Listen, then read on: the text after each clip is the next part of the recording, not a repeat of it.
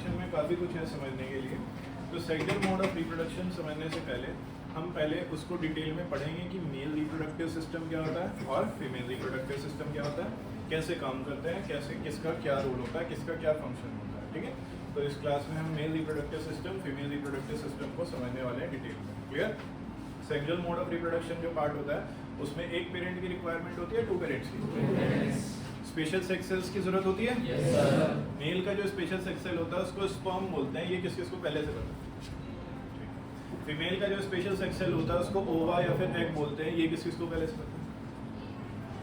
तो अब जो मेल का स्पर्म है और जो फीमेल का ओवा है, जो स्पेशल सेक्स सेल्स हैं जिनको हम गैमेट्स भी बोलते हैं या जर्म सेल्स भी बोलते हैं, ये एक प्रोड्यूस करने का एक पर्टिकुलर मेथड होता है। मेल्स में अलग होता है और फीमेल्स में अलग होता है। तो वो कैसे प्रोड्यूस होता है, किस प्रोसेस से प्रोड्यूस होता है, वो सारी चीज़ें हम इसमें टॉपिक में डिस्कस करने वाले हैं।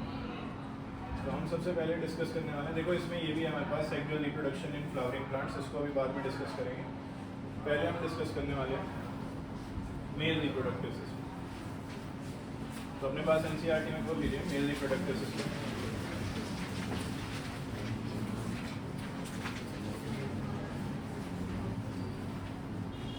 देखो मेल रिप्रोडक्टिव सिस्टम में सारे वो पार्ट्स आ जाते हैं जो मेल के अंदर होते हैं, जो कि स्पर्म फॉर्मेशन से लेकर स्पर्म को ट्रांसफर करने तक के सभी पार्ट्स आते हैं। ठीक है, तो मेल रिप्रोडक्टिव सिस्टम में ये समझना सिर्फ पेनिस नहीं आता, ऑल द पार्ट्स जहाँ से स्पर्म फॉर्म हो रहा है और फिर स्पर्म बॉडी से आउट हो रहा है, वो सारे के सारे पार्ट्स जितने भी हैं वो सारे के सारे कहाँ आएंगे, मेल रिप्रोडक्टिव सिस्टम के पार्ट। ठीक है, जो स्पर्म फॉर्मेशन होती है वो स्पर्म फॉर्मेशन कहाँ होती है, टेस्टिस। ठीक है, मेल की बॉडी के आउटसाइड टेस्टिस लाई करती हैं और उन टेस्टिस से क्या होती है, स्पर्म फॉर्मेशन होती है, जो कि मेल का क्या है, सेक्स सेल है। ओके, सेक्स सेल्स को और क्या बोलते हैं, जर्म सेल्स, गैमेट्स। तो कई बार मैं वर्ड यूज करूंगा सेक्स सेल, कई बार जर्म सेल और कई बार gametes, all have same meaning. Okay, तो मेल का जो जर्म सेल है, मेल का जो सेक्स सेल है, मेल का जो गैमेट है उसको हम स्पर्म बोलते हैं। स्पर्म कौन बनाता है, टेस्टिस बनाती है। टेस्टिस को स्पर्म बनाने के लिए जो टेम्परेचर रिक्वायरमेंट होती है वो नॉर्मल बॉडी टेम्परेचर से थोड़ी सी डिफरेंट होती है, इसलिए टेस्टिस जो है वो मेल की बॉडी में इनसाइड लाई ना करके आउटसाइड द बॉडी लाई करती है इन अ बैग लाइक स्ट्रक्चर, जिसको हम क्या बोलते हैं, स्क्रोटम। क्या बोलते हैं इसको, स्क्रोटम। तो टेस्टिस स्पर्म फॉर्मेशन कर रही है। स्पर्म फॉर्मेशन के लिए जो टेम्परेचर चाहिए वो नॉर्मल बॉडी टेम्परेचर से थोड़ा सा स्लाइटली डिफरेंट टेम्परेचर चाहिए, इस वजह से टेस्टिस जो है वो बॉडी के इनसाइड लाई ना करके outside in a bag like structure lie करती है, जिसको बैग लाइक स्ट्रक्चर को आप क्या बोलते हो, स्क्रोटम। अब टेस्टिस ने स्पर्म फॉर्मेशन किया, जब टेस्टिस ने स्पर्म फॉर्मेशन किया तो वो एक पतली सी ट्यूब से आगे जाएगा स्पर्म, और उस पतली सी ट्यूब को हम क्या नाम देते हैं, वास डिफरेंस। तो वो पतली सी ट्यूब है, जो थिन ट्यूब है, from which sperm is going forward, that tube is known as vas deferens. उस ट्यूब को क्या नाम दे रहे हैं, वास डिफरेंस। फिर वो आगे जा रहा है, जब वो स्पर्म आगे जाता है, स्पर्म के जो सेल्स हैं वो आगे जाते हैं, लिविंग सेल्स होते हैं। तो जब स्पर्म के लिविंग सेल्स आगे जाते हैं तो बीच रास्ते में पड़ते हैं 2 ग्लैंड्स, सेमिनल वेसिकल और प्रोस्टेट। कौन कौन पड़ता है, seminal vesicle, prostate. Seminal vesicle, जब ये रास्ते में पढ़ते हैं तो ये अपने कुछ सिक्रीशंस करते हैं, सेमिनल वेसिकल और प्रोस्टेट ग्लैंड अपने कुछ सिक्रीशंस करते हैं, अपने कुछ फ्लूइड्स रिलीज करते हैं, और वो फ्लूइड्स जो होते हैं वो स्पर्म में मिक्स हो जाते हैं। ठीक है, स्पर्म के साथ क्या होता है, मिक्स, स्पर्म के सेल्स के साथ क्या हो जाते हैं, मिक्स हो जाते हैं।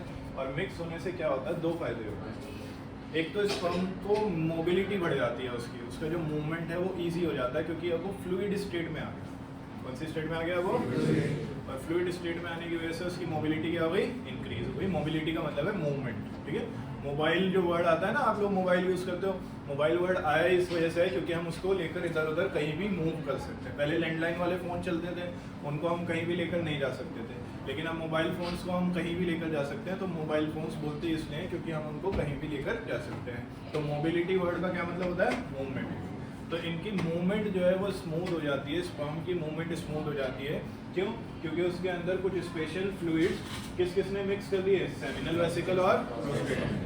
सेमिनल वेसिकल और तो सेमिनल वेसिकल और प्रोस्टेट ग्लैंड की वजह से जो फ्लूइड्स रिलीज हुए हैं वो फ्लूइड्स अब आपके स्पर्म में ऐड हुए हैं, और और स्पर्म में ऐड होने की वजह से स्पर्म की जो मोबिलिटी है वो बढ़ गई है, उसका ट्रांसपोर्टेशन ईजी हो गया, ठीक है। दूसरी चीज़ ये है कि ये जो फ्लूइड्स हैं, ये जो सिक्रीशंस हैं, ये स्पर्म को प्रोवाइड करते हैं नरिशमेंट। क्या प्रोवाइड करते हैं?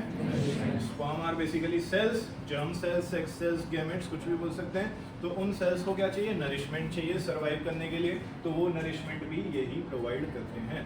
तो सेमिनल वेसिकल और प्रोस्टेट ग्लैंड दोनों मिलकर जो सिक्रीशंस करते हैं, जो फ्लूइड रिलीज करते हैं, उसकी वजह से क्या होता है? स्पर्म को क्या मिलता है? नरिशमेंट मिलता है और उसका मूवमेंट आसान हो जाता है। दो काम हो रहे हैं, एक तो नरिशमेंट मिल रहा है और मूवमेंट आसान है, ठीक है। मूवमेंट आसान होगा तो वो इस पतली सी ट्यूब से आगे जाएंगे और इस पतली सी ट्यूब से आगे जाकर कहाँ पर पहुंचेंगे? यूरेथ्रा।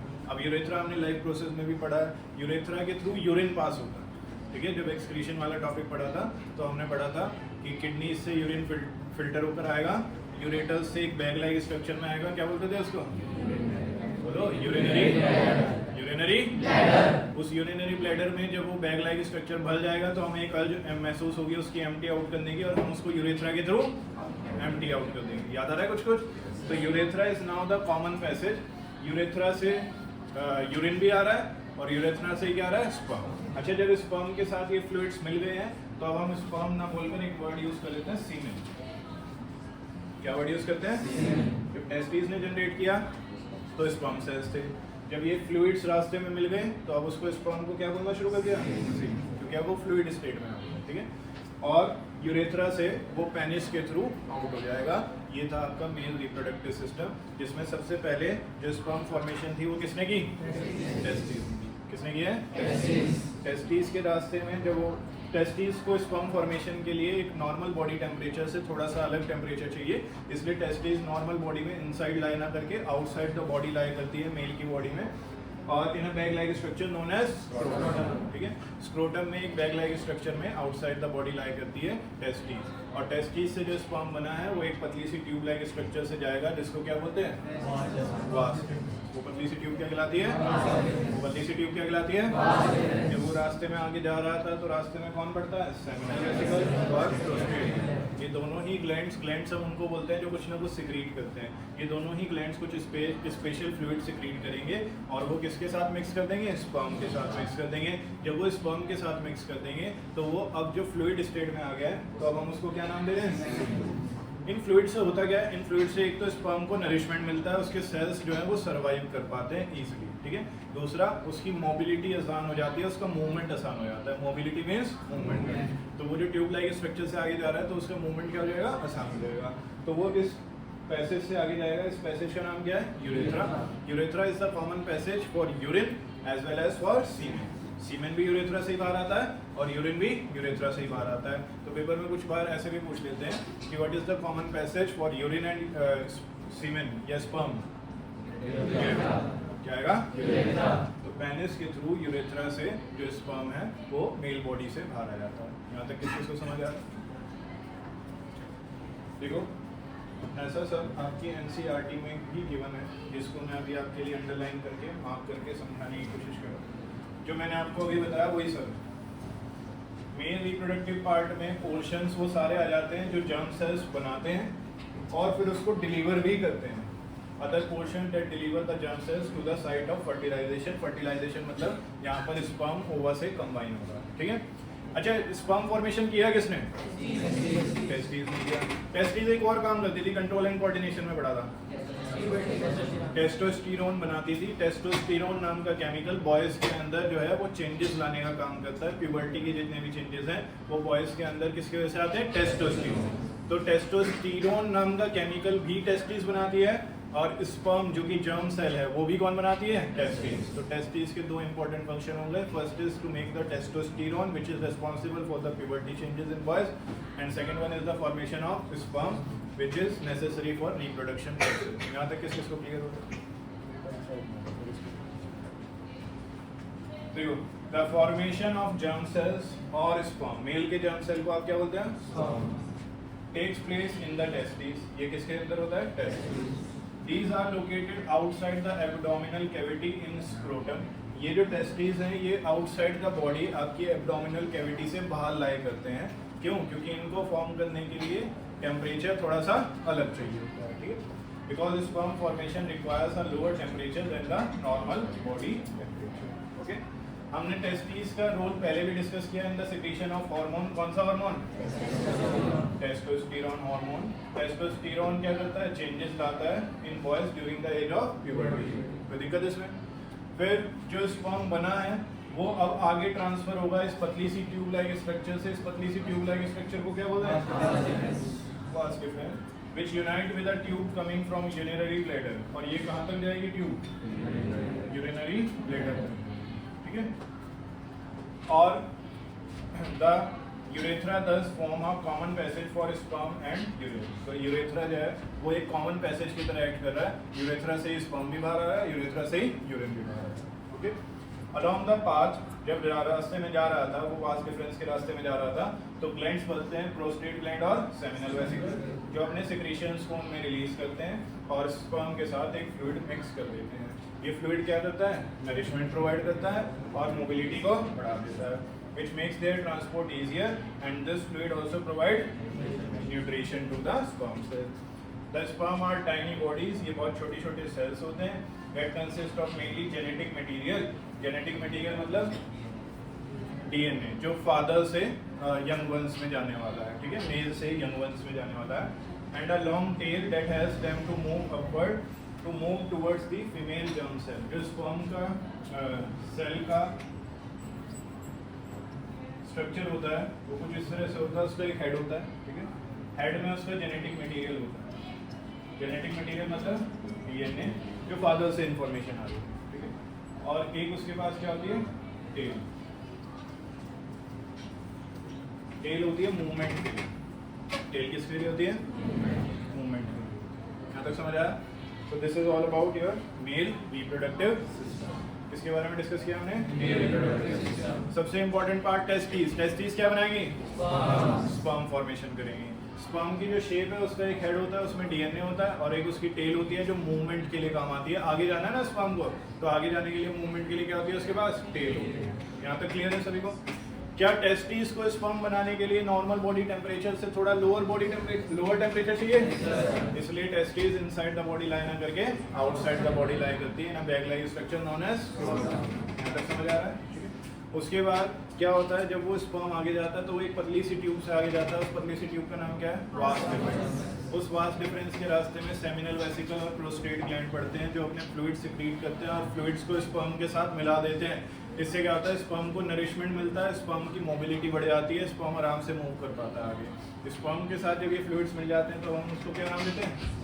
सीमेन. क्या नाम देते हैं उसको? वो सीमेन जब आगे जाता है तो एक पतली सी ट्यूब आगे जाकर वो यूनाइट हो जाती है और वो मिलती है किसमें? यूरेथ्रा में. तो urethra is the common passage for urine as well as for sperm. ठीक है, दोनों के लिए कॉमन पैसेज है.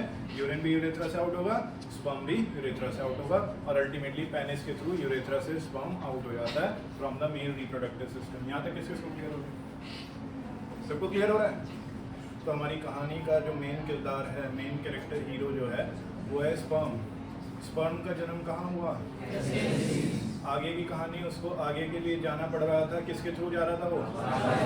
Vas deferens. टेस्टिस ने ऐसे ही जन्म दे दिया हमारे हीरो को? नहीं, उसको नॉर्मल बॉडी से बाहर लाए होना पड़ा. किसमें? एक बैग लाइक स्ट्रक्चर में. क्या बोलते हैं उसको? स्क्रोटम. फिर हमारा हीरो आगे जाने लगा, स्पर्म आगे जाने लगा. कहाँ? किसके थ्रू? वास डिफरेंस के थ्रू. रास्ते में उसको कुछ किरदार और मिले, कुछ कैरेक्टर्स और मिले. कौन कौन? वेसिकल और जिन्होंने अपनी कृपा उस पर बरसाई, अपने कुछ ज्ञान की बातें उसको दी, अपने कुछ फ्लूइड्स उसको दिए, जिससे स्पर्म क्या बन गया? सीमेन. इससे स्पर्म का क्या फायदा हुआ? स्पर्म को फायदा हुआ उसका मोशन आसान हो गया, आगे का रास्ता उसके लिए आसान हो गया. ठीक है, स्पर्म को और क्या फायदा हुआ? उसे नरिशमेंट मिली, उसे पावर मिली, उसे मोटिवेशन मिला आगे जाने का. आगे किसके थ्रू जा रहा है? वो वास डिफरेंस कहाँ मिल जाती है? यूरेथ्रा के थ्रू वो आगे जाएगा. यूरेथ्रा में तो एक और चीज पास हो सकती थी. क्या पास होता है? यूरिन. तो फिलहाल क्या पास हो रहा है? स्पर्म. और पेनिस से स्पर्म आउट हो जाता है. यहाँ तक समझ आ गया? तो अभी जो हमारा मेन कैरेक्टर है स्पर्म, वो पेनिस से यूरेथ्रा के थ्रू आउट हो चुका है. यहाँ तक क्लियर है सबको? अब कहानी का दूसरा सीजन देखते हैं, फीमेल रिप्रोडक्टिव सिस्टम.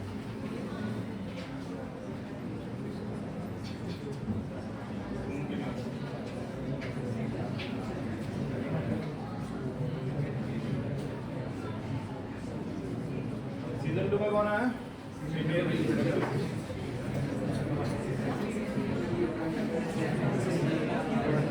चलो शांत हो जाओ और सुनो ध्यान से जो मैं बता रहा हूँ।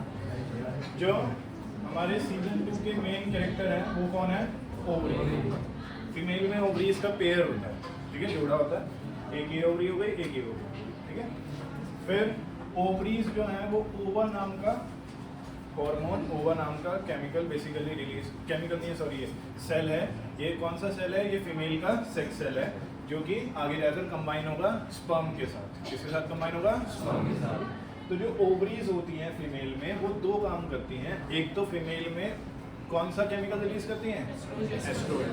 पढ़ा था हमने कंट्रोल एंड कोऑर्डिनेशन में।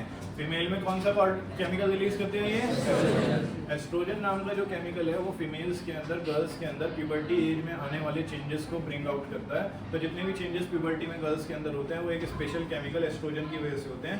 एस्ट्रोजन नाम का केमिकल कौन रिलीज करता है? तो वो तो हो गया केमिकल। एक और केमिकल बताया था स्पेशल, प्रोजेस्टेरोन। वो भी ओवरीज रिलीज करती है। प्रोजेस्टेरोन जो होता है वो प्रेगनेंसी को मेंटेन करने के लिए होता है, तो वो सारा टाइम रिलीज नहीं होता। वो कब रिलीज होता है? At the time of pregnancy, ठीक है। फिलहाल अपने टॉपिक पर वापस आते हैं। इस केस में ओवरीज जो हैं वो क्या रिलीज कर रही हैं? ओवा। ओवा यानी कि फीमेल का सेक्स सेल, फीमेल का जर्म सेल रिलीज कर रही है। खास बात ये है कि मेल में तो टेस्टीज में हाथ के हाथ बन रहा था, स्पर्म फॉर्मेशन हो रहा था। फीमेल के केस में खास बात ये होती है कि जो इनकी ओवरीज होती है इनमें थाउजेंड्स ऑफ एग्स पहले से होती है। फिर ovaries already contain thousands of eggs, but वो सारे इमेच्योर एग्स होते हैं। कैसे होते हैं वो सब? थाउजेंड्स ऑफ एग्स हैं दोनों ओवरीज में, लेकिन वो कैसे हैं? सारे के सारे इमेच्योर। अब at the age of puberty जब एक गर्ल ये रीच करती है प्यूबर्टी की एज पर, तो क्या होता है? तो उस टाइम पर इनमें से कोई भी एक एग मैच्योर होता है और मैच्योर होकर वो रिलीज होकर आगे जाता है, ठीक है। एक एग मैच्योर होता है, रिलीज होता है और आगे जाता है। और आगे जाने के लिए जो रास्ता है उसको क्या बोला गया है? ओविडक्ट या ओविडक्ट या ओविडक्ट या ओविडक्ट या फैलोपियन ट्यूब। अब ओविडक्ट या फैलोपियन ट्यूब से एक मैच्योर एग आगे जाएगा और यहाँ फैलोपियन ट्यूब में आकर रुक जाएगा फिलहाल के लिए, ओके। अब ये तो हमने पढ़ लिया कि ओवरी जो है वो ओवा नाम का एग रिलीज कर रही है, ओवा नाम का फीमेल सेक्स सेल रिलीज कर रही है, जो कि एक पतली सी ट्यूब से आगे जा रहा है। उसका नाम क्या है? ओविडक्ट और फैलोपियन ट्यूब। मेल वाले में क्या नाम था उसका? Vas deferens. क्या नाम था उसका? इसमें क्या नाम है? वास डिफरेंस को हम स्पर्म डक्ट भी बोलते हैं, ठीक है। तो वहीं डायग्राम में लिख लो, वास डिफरेंस जहाँ लिखा हुआ था स्पर्म डक्ट, बुक में।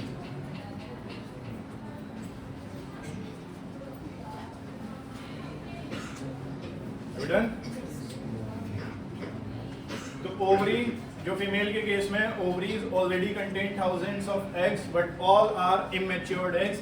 जब प्यूबर्टी की एज पर गर्ल पहुंचती है तब एक एग मैच्योर होता है और वो फैलोपियन ट्यूब से यानी कि ओविडक्ट से आगे जाता है। यहाँ तक किस किस को क्लियर हो गया? सबका ध्यान है, सबका फोकस है यहीं पर? सुन रहे हो, समझ रहे हो? फीमेल रिप्रोडक्टिव सिस्टम में नीचे से एक ओपनिंग होती है जिस ओपनिंग को हम क्या बोलते हैं? वेजाइना। उस वेजाइना के बाद एक छोटी सी ओपनिंग और होती है जिसको क्या बोलते हैं? सर्विक्स। फिर ये जो बैग लाइक स्ट्रक्चर है, इस बैग लाइक स्ट्रक्चर को क्या बोलते हैं? यूट्रस। इसको बैग लाइक स्ट्रक्चर क्यों बोलते हैं अभी आगे डिस्कस करेंगे, ओके। ओपनिंग का नाम, उस वेजाइना के बाद जो छोटी सी ओपनिंग है उसके बाद एक बैग लाइक स्ट्रक्चर जिसका नाम क्या है? यूट्रस, ठीक है। ये मेन आपके कैरेक्टर्स हो गए सीजन 2 के। ओवरीज ओवा रिलीज कर रही हैं, ठीक है, जो कि ओविडक्ट और फैलोपियन ट्यूब से आगे जाता है। फीमेल रिप्रोडक्टिव सिस्टम में एक ओपनिंग होती है जिसको क्या बोलते हैं? वेजाइना। उस वेजाइना के बाद एक छोटी सी ओपनिंग और होती है उसको क्या बोलते हैं? सर्विक्स। और सर्विक्स के बाद एक बैग लाइक स्ट्रक्चर आता है, कौन आता है? ठीक है। तो ये आपके मेन कैरेक्टर्स हो गए और उनका फंक्शन हो गया। ये किस किस को समझ आ रहा है? आगे की कहानी बढ़ाते हैं, सीजन 1 और सीजन 2 की कहानी को मिक्स करते हैं। तो यहाँ पर आपके पास सीजन 1 से जो पेनिस से यूरेथ्रा के थ्रू बाहर आया था वो कौन था? मेन कैरेक्टर कौन था सीजन 1 का? और सीजन 2 का? तो अब सीजन 1 का स्पर्म और सीजन 2 का ओवा, इनको क्या करना है? कंबाइन करना। इन दोनों को क्या करना है? कंबाइन करना है, ठीक है। तो मेल जर्म सेल जो स्पर्म था वो पेनिस से बाहर आया था और अब वो किसके पास जाएगा? ओवा के पास।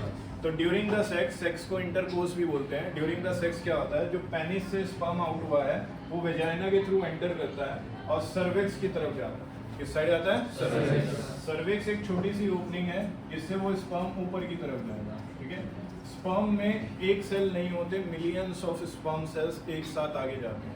एक इजैकुलेशन में बहुत सारे स्पर्म सेल्स एक साथ आगे जाते हैं वेजाइना के थ्रू। देखो, पेनिस ने जो स्पर्म रिलीज किया वो वेजाइना में रिलीज किया। कहाँ पर रिलीज किया है? वेजाइना। वेजाइना के थ्रू वो इस छोटी सी ओपनिंग से आगे जाएगा। इस छोटी सी ओपनिंग को क्या बोलते हैं? सर्विक्स। अब सर्विक्स के थ्रू वो जो स्पर्म सेल्स हैं वो आगे जाएंगे, ऊपर की तरफ जाएंगे। एंटी ग्रेविटी जा रहे हैं या ग्रेविटी के साथ जा रहे हैं? ग्रेविटी से नीचे खींच लिए, कहाँ जा रहे हैं? ऊपर की तरफ जा रहे हैं, एंटी ग्रेविटी जा रहे हैं। तो एंटी ग्रेविटी जाने के लिए इनकी मूवमेंट के लिए कुछ तो होना चाहिए। इनकी मूवमेंट के लिए इनके पास क्या होती है? वही बताया था मैंने आपको। स्पर्म के पास एक तो हेड होता है मेन, जिसमें वो सारी इंफॉर्मेशन होती है जो फादर से आ रही है, और एक टेल होती है। टेल जो होती है वो मूवमेंट के लिए होती है। किसके लिए होती है? टेल। तो जो टेल है, टेल मूवमेंट कराते हुए मिलियंस ऑफ स्पर्म्स को ऊपर लेकर जा रही है इन सर्च ऑफ, किसके सर्च में जा रहे हैं सब? तो अब जो ये स्पर्म बहुत सारे फीमेल के यूट्रस में एंटर कर गए हैं, इनमें से कई सारे स्पर्म सेल्स तो फीमेल के WBCs किल कर देंगे। What are WBCs?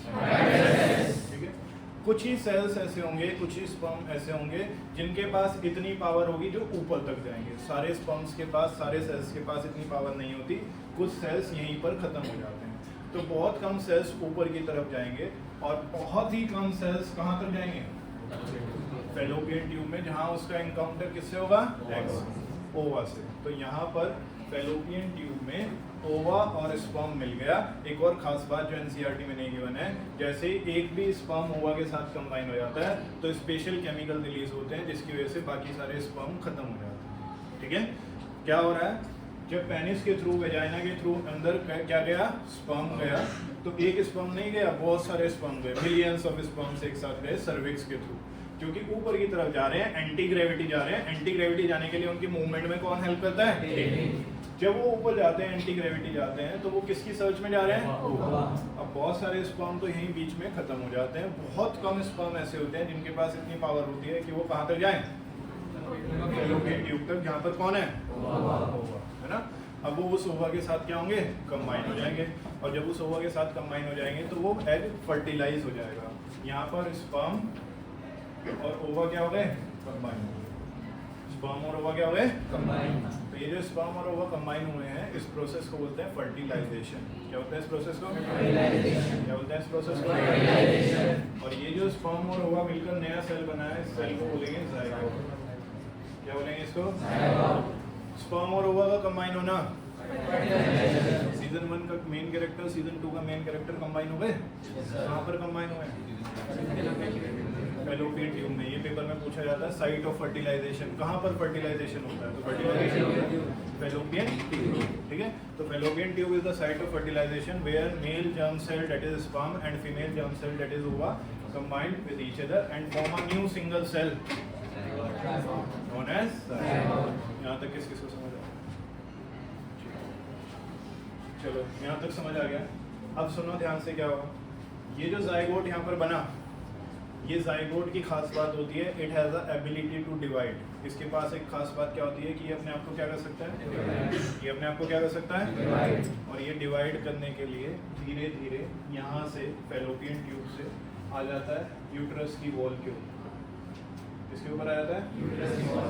यूट्रस की वॉल के ऊपर आकर चिपक जाता है, इम्प्लांट हो जाता है। इस प्रोसेस को बोलते हैं इम्प्लांटेशन। क्या बोलते हैं इस प्रोसेस को? इम्प्लांटेशन। क्या बोलते हैं इस प्रोसेस को? इम्प्लांटेशन। तो जाइगोट जो बना उसके पास स्पेशल एबिलिटी है डिवाइड होने की। वो आएगा, ग्रुप ऑफ सेल बनाएगा और यहाँ आकर इस यूट्रस से चिपक जाएगा। जब जाइगोट ग्रुप ऑफ सेल्स में डिवाइड होगा, जब जाइगोट ग्रुप ऑफ सेल्स में डिवाइड होगा तो हम उसको जाइगोट ना बोलकर अब क्या नाम देंगे? क्या नाम देंगे? जाइगोट डिवाइड हो रहा है, तो जाइगोट डिवाइड होने का मतलब 1 से 2, 2 से 4, 4 से 8, इस तरह से सेल्स डिवाइड हो रहे हैं। तो वो जो एक ग्रुप ऑफ सेल्स बन रहा है, तो अब उस ग्रुप ऑफ सेल्स को हम जाइगोट नहीं बोलेंगे, क्या बोलेंगे उसको? एम्ब्रियो बोलेंगे। यहाँ तक समझ आ रहा है? वो एम्ब्रियो आकर किसके वॉल से चिपक गया है? यूट्रस की वॉल से चिपक गया है। अब यहाँ समझने वाली बात ये है कि यूट्रस पहले से ही अपने आप को रेडी करके रखा हुआ था।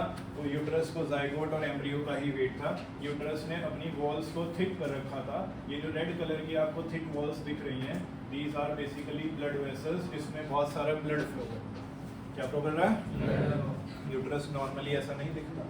यूट्रस कब ऐसा दिख रहा है? जब फर्टिलाइजेशन हो चुका है, जब उसकी वॉल्स थिक हो चुकी हैं, उसने अपनी वॉल्स को थिक किया, स्पंजी बनाया, सॉफ्ट बनाया, किसको न्यूट्रिशन देने के लिए? एम्ब्रियो। किसको न्यूट्रिशन देने के लिए?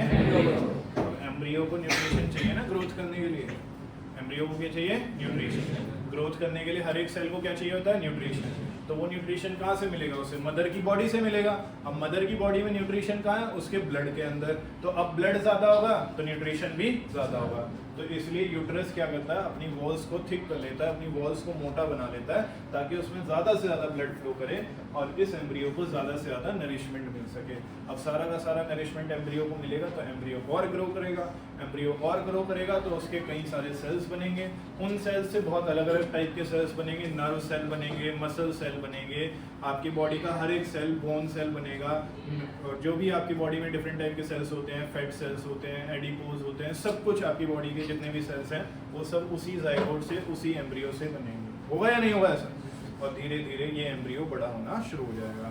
जब ये एम्ब्रियो बड़ा होना शुरू हो जाएगा, जब इसके बॉडी पार्ट्स थोड़े थोड़े अलग अलग दिखने शुरू हो जाएंगे कि ये हैंड्स हैं, ये लेग्स हैं, तो अब हम उसको एम्ब्रियो को बोल देंगे फीटस। क्या बोल देंगे? लगभग 3 मंथ्स के समय में जो एम्ब्रियो है वो ग्रो होकर किस में कन्वर्ट हो जाता है? फीटस में, जहाँ हम उसको थोड़ा थोड़ा सा पहचानने लगते हैं कि ये इसके हैंड्स हैं, ये इसके लेग्स हैं। और फिर धीरे धीरे धीरे धीरे ग्रोथ होती रहती है, ग्रोथ होती रहती है, और धीरे धीरे ग्रोथ होकर वो फीटस पूरा किस में कन्वर्ट हो जाता है? कितना टाइम लगता है ओवरऑल? 9 मंथ्स। ओवरऑल बेबी में कन्वर्ट होने में कितना टाइम लगता है? सबसे पहले देखो क्या हुआ था?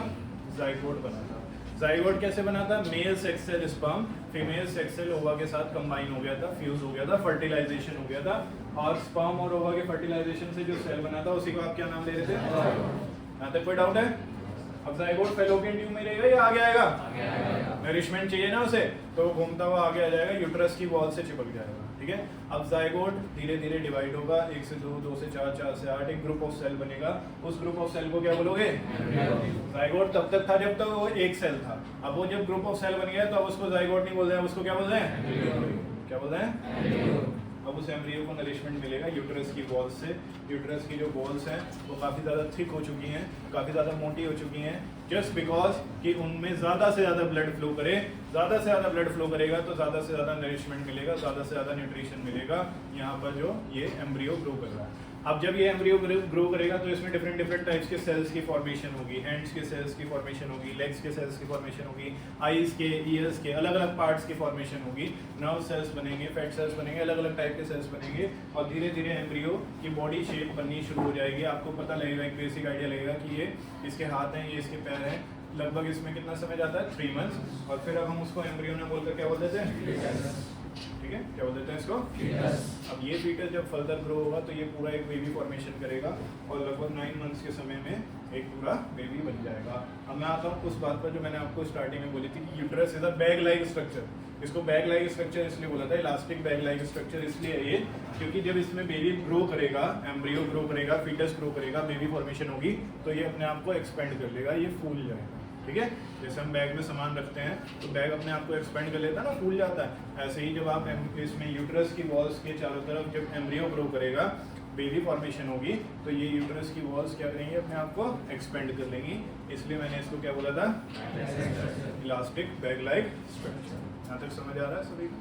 क्लियर हो रहा है? तो बताओ, फीमेल रिप्रोडक्टिव सिस्टम में जो ओवा है वो कौन रिलीज करता है? कौन रिलीज करता है? कितनी ओवरीज होती हैं? कितनी ओवरीज होती हैं?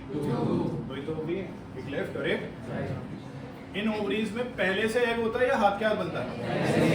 जब गर्ल का बर्थ होता है तभी उसकी गर्ल की ओवरीज में पहले से ही 1000 ऑफ इमेच्योर एग्स होते हैं। लेकिन वो सारे कैसे होते हैं? इमेच्योर। जब गर्ल प्यूबर्टी की एज पर पहुंचती है तब उसकी ओवरी में से किसी एक ओवरी में से एक एग मैच्योर होता है और वो आगे जाता है किस ट्यूब लाइक स्ट्रक्चर से? ओविडक्ट आल्सो नोन एज, तो वो यहीं रुक जाता है फैलोपियन ट्यूब में और वेट करता है स्पर्म का, ठीक है। जो स्पर्म है वो पेनिस के थ्रू आउट हुआ था, वेजाइना के थ्रू एंटर हुआ था और सर्विक्स से आगे गया था। स्पर्म को आगे जाने के लिए, मिलियंस ऑफ स्पर्म्स को आगे जाने के लिए, मूवमेंट के लिए किसकी जरूरत होती है? टेल की जरूरत होती है। अब वो एंटी ग्रेविटी टेल की हेल्प से ऊपर जाते हैं। क्या सारे जा पाते हैं?